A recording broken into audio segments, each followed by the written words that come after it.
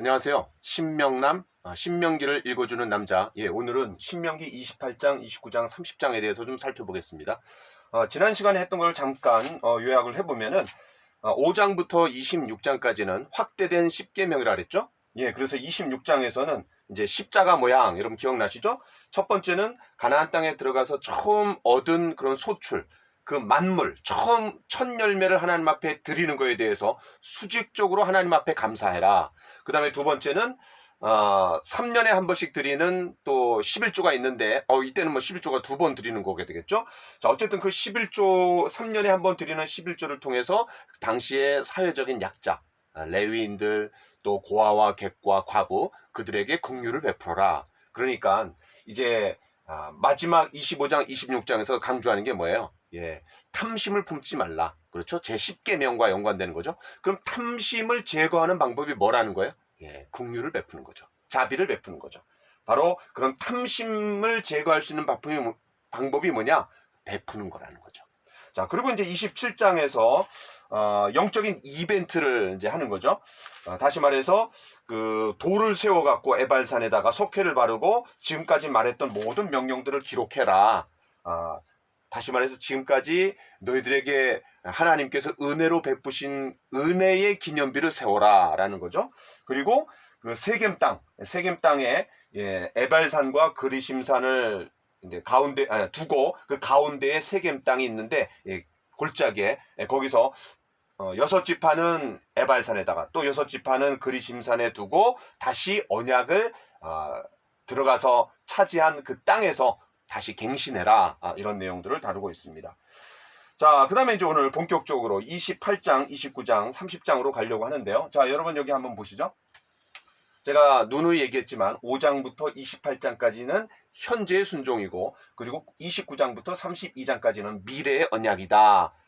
첫 시간에 얘기한 건데, 자, 여기에 이제 중첩되어 있는 게, 걸쳐 있는 게 오늘 28장, 29장, 30장입니다. 자, 여러분 30장은 이제 현재의 순종, 다시 말해서 확대된 십계명을 다 이야기하고 뭘 얘기하는 거예요?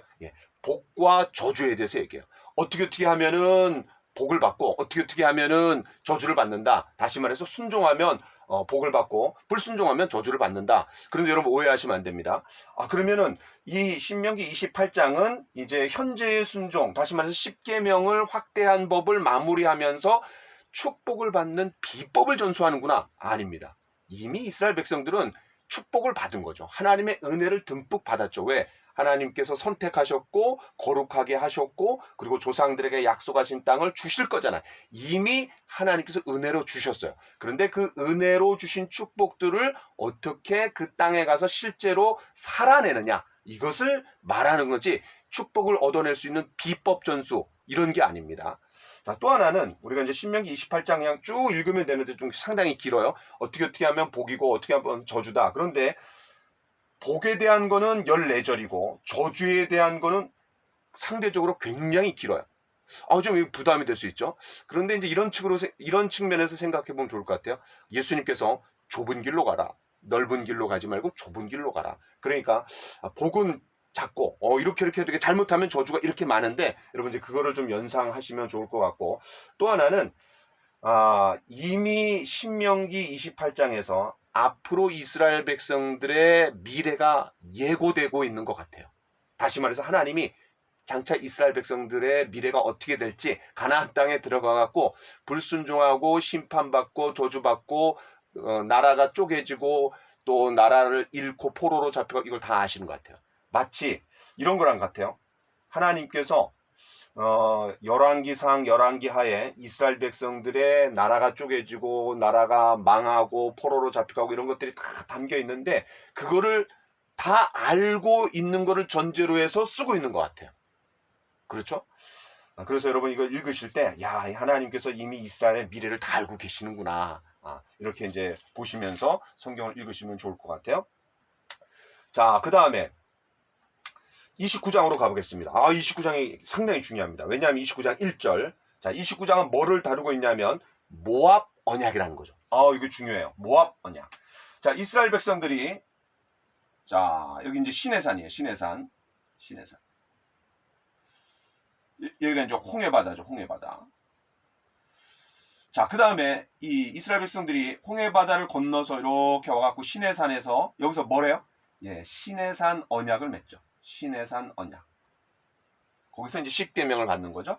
그래서 쭉 이렇게 왔다가 이렇게 와갖고 요 가운데로 마치 인천 상륙 작전처럼 이스라엘 이렇게 있다라면 요단강을 건너갖고 중심 허리를 쳐갖고 밑으로 갔다가 위로 갔다가 하면서 차지하는 거예요. 자, 그런데 지금 요 지점이 뭐예요? 막 들어가기 직전. 여기가 이제 모압 땅이에요. 모압. 그래서 모압 평지에서 지금 주어진 책이 바로 이 신명기예요. 그래서 여기에서 지금 출애굽했던 2세대들이 받은 신명기는 모압 언약. 그 다음에 이때 출애굽 1세대들이 받았던 거는 시내산 언약. 여기서 언약이라는 말이 중요해요. 언약이란 건 뭐예요? A와 B가 있죠? 예, 언약의 당사자들끼리 서로 조약을 체결하는 거죠. 그래서 A와 B가 있는데 여기는 이제 종주국이라고 하면 종주국, 힘이 센 나라, 여기는 종나라, 봉신국이라고 그러죠.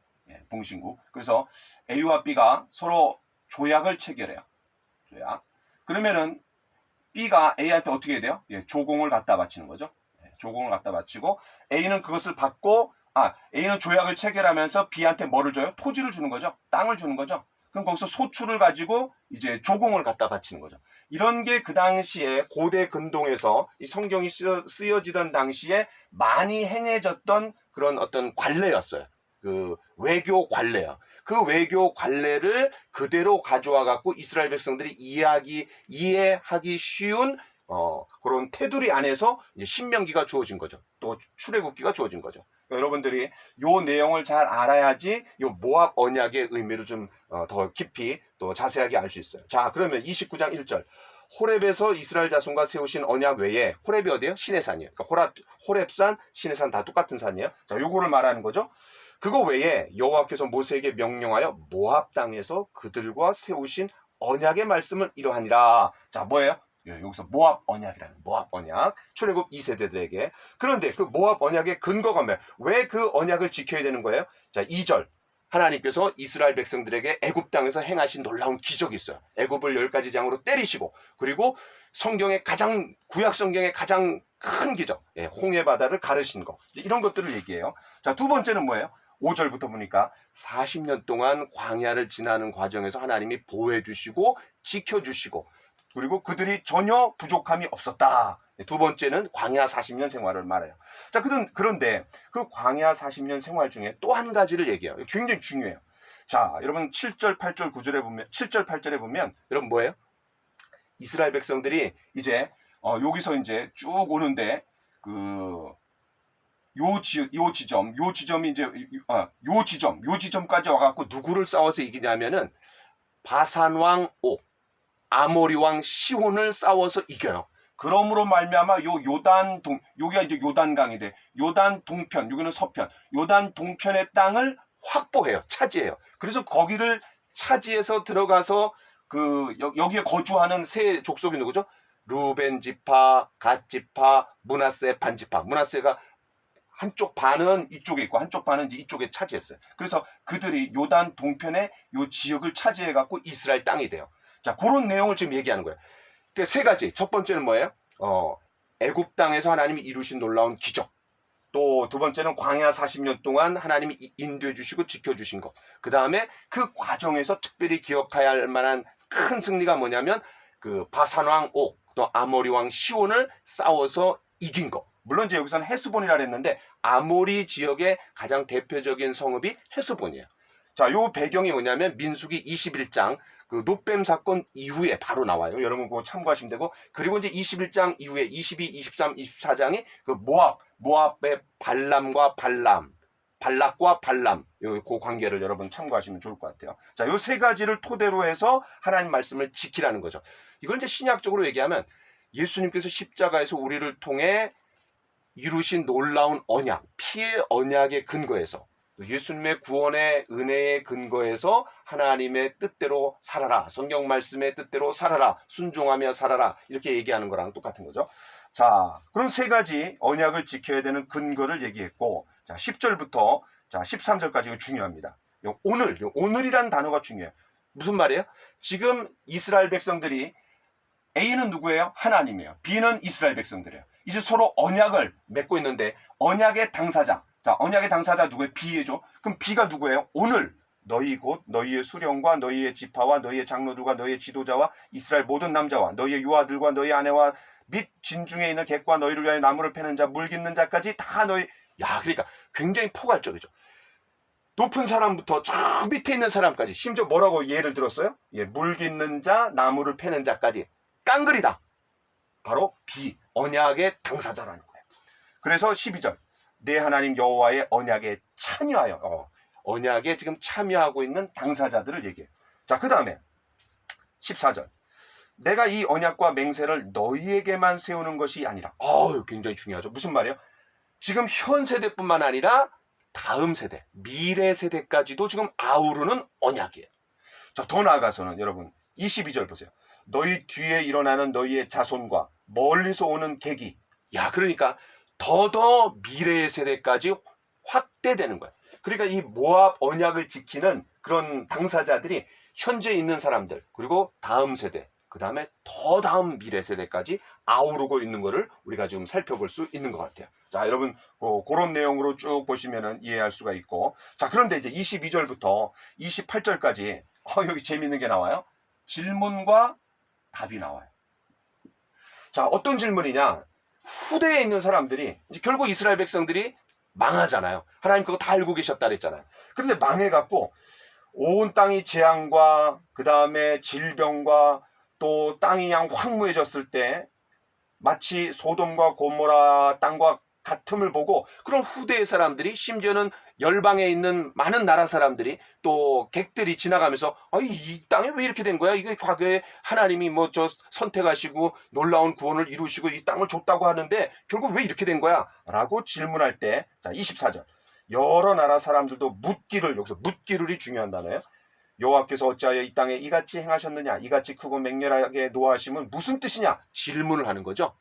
자, 그때 어떻게 이제 사람들이 대답하냐면, 그 무리가 25절, 자기 조상의 하나님 여호와께서 그들의 조상을 애굽에서 인도하여 내실 때에 더불어 세우신 언약을 버리고 언약을 깨뜨렸다는 거죠.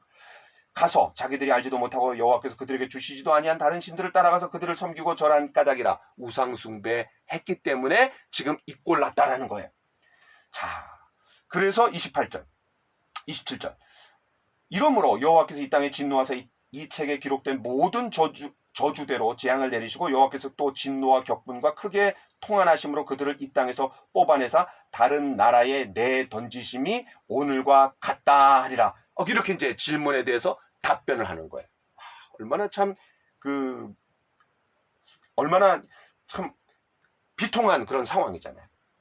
자, 그래서 29절, 감추어진 일은 우리 하나님 여호와께 속하였거니와 나타난 일은 영원히 우리와 우리 자손에게 속하였나니.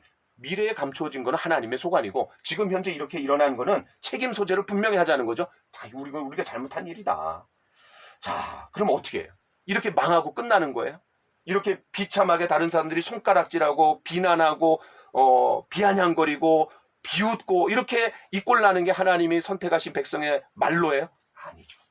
그래서 30장이 있는 거예요. 30장이 뭘 얘기하는 거예요? 예, 그렇죠. 30장은 뭘 얘기하냐면은 이제 안전장치로서 그렇게 되었을 때 다시 회복할 수 있는 방법을 하나님이 말씀해 주는 거예요. 그 회복의 핵심이 뭡니까? 돌아오라.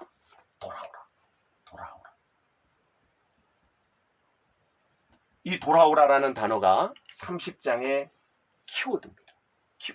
여러분, 이 돌아오라라는 단어가 나올 때마다 한번 넘버링을 한번 해보세요. 하나, 둘, 셋 이렇게 넘버링. 그러면 몇 개가 나오나? 한 6개 정도가 나올 겁니다. 자, 그래서 그렇게 비참한 상황에 빠졌을 때 마음을 다시 돌이켜서 너희가 내한테 돌아온다라면 return to God. 하나님께 돌아올 때 내가 다시 회복시켜 주겠다. 이거를 강조하는 거예요. 자, 그래서 30장, 내가 내게 진술한 모든 복과 저주가 내게 임함으로 네가 네 하나님 여호와로부터 쫓겨난 모든 나라 가운데서 이 일이 마음에 기억이 나거든. 이미 하나님이 될 일을 다 알고 계시잖아요. 그럼 그거를 읽어요. 야, 우리가 이렇게 된 이유가 여기서 이미 다 얘기한 거구나. 그럼 어떻게 해야 되냐? 방법이 뭐예요? 해법이 뭐예요? 하나님 앞에 돌아가는 거예요. 자, 그래서 2절 너와 내 자손이 내 하나님 여호와께로 돌아와.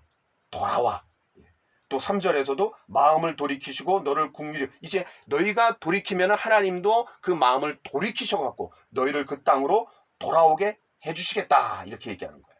자, 그런 내용들이 쭉 나오고, 또 6절에 보면 이제는 하나님께서 마음에 할례를 베푸사 그 회개할 수 있는 마음도 하나님 주시겠다는 거예요. 그 다음에 쭉 이렇게 나오고, 자, 그 다음에 이제 14절 오직 그 말씀이 내게 매우 가까워서 내 입에 있으며 내 마음에 있은즉 내가 이를 행할 수 있느니라. 야, 이게 어려운 게 아니라는 거야. 11절부터 보세요. 내가 오늘 내게 명령한 이 명령은 너한테 어려운 게 아니고 먼 곳에 있는 게 아니다. 또 12절 하늘에 있는 것도 아니다. 또 13절 바다 저 밑에 있는 것도 아니다. 너한테 매우 가까워서 네 입에 있고 마음에 있다. 야, 이건 제가 왜 인용했냐면요, 요게 저 유명한 로마서 10장, 여러분 그 말씀 기억나세요? 너희가 마음으로 믿어 의에 이르고 입으로 신하여 구원에 이르느니라. 이 놀라운 말씀이 배경이 바로 여기에요. 여러분 이제 나중에 로마서 10장을 한번 펴보세요. 거기에 이제 어떤 내용이 나오냐면, 우리가 율법으로 의롭다함을 받는 게 아니다. 율법 지키는 게 얼마나 어렵냐. 근데 그게 아니라 믿음으로 의롭다함을 받는 거다. 그러면서 이제 여기를 인용하면서 우리가 하늘에까지 높아지겠느냐? 다시 하늘에서 예수님을 끌어내리는 거랑 똑같은 거다. 우리가 저 밑에 무적행으로 가갖고 예수님을 다시 끌어올려야 되느냐? 아니다. 그렇게 하는 게 아니다. 이미 하늘에 계신 예수님이 인간의 몸을 입고 이 땅에 오셨고, 또 저 밑에 무적행의 땅 밑에 계시던 분이 부활함으로 말미암아 이 땅에 올라오셨다. 우리가 끌어내리고 다시 끌어올려야 될 필요가 없다. 그 말은 뭐예요? 율법을 지켜야 되는 게 그렇게 힘든데 우리가 그렇게 해야 되냐? 그게 아니라는 거예요. 믿음으로 말미암아 의롭다함을 받는 거다. 어떻게? 예수님이 이미 십자가를 통해서 다 이루어 놓으셨다라는 거예요. 때문에 그 예수님이 이루신 일, 그것을 우리가 믿고 받아들이면 마음으로 믿어 의에 이르고 입으로 신하여 구원에 이른다 그랬어요. 그 전에 뭐라래요? 네가 만일 내 입으로 예수님을 주라 시인하고 또 하나님께서 그를 죽은 자 가운데서 다시 살리신 것을 마음에 믿으면 뭐예요? 복음을 받아들이고 믿으면, 율법을 지켜서 의롭다함을 받는 게 아니라 복음을 받아들여서 예수님이 이루신 십자가와 부활 사건을 통해 그 복음을 받아들이면 마음으로 믿어 의에 이르고 입으로 신하여 구원에 이른다. 율법으로 의롭다함을 받는 것이 아니라 믿음으로 의롭다함을 받는다라는 걸 강조할 때 요 내용을 언급해요. 그런데 그 로마서 10장을 잘 이해하기가 어려워요. 그래서 제가 설명한 내용을 여러분 염두에 두고 로마서 10장을 읽어보시면 아주 잘 이해가 되실 겁니다. 자, 그 다음에 이제 30장 마지막에서 뭘 얘기해요? 예, 생명과 그 다음에 복, 그 다음에 사망과 그 다음에 화. 야, 이제 마무리를 어떻게 해요? 선택해야 된다. 초이스해야 된다.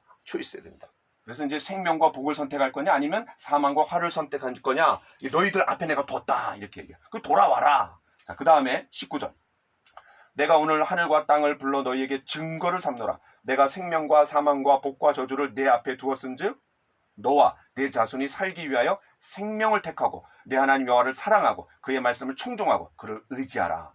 야, 여기 하늘과 땅을 불러갖고 증인으로 삼았다는 거예요. 뭐예요? 지금 이게 언약식을 체결하는 거잖아요.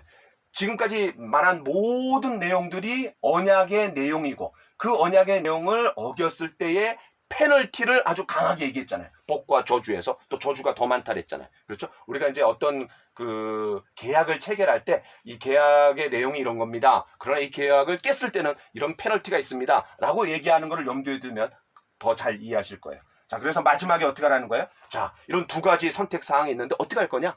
너희가 선택하라. 초이스해라. 그리고 하나님 앞에 돌아와라.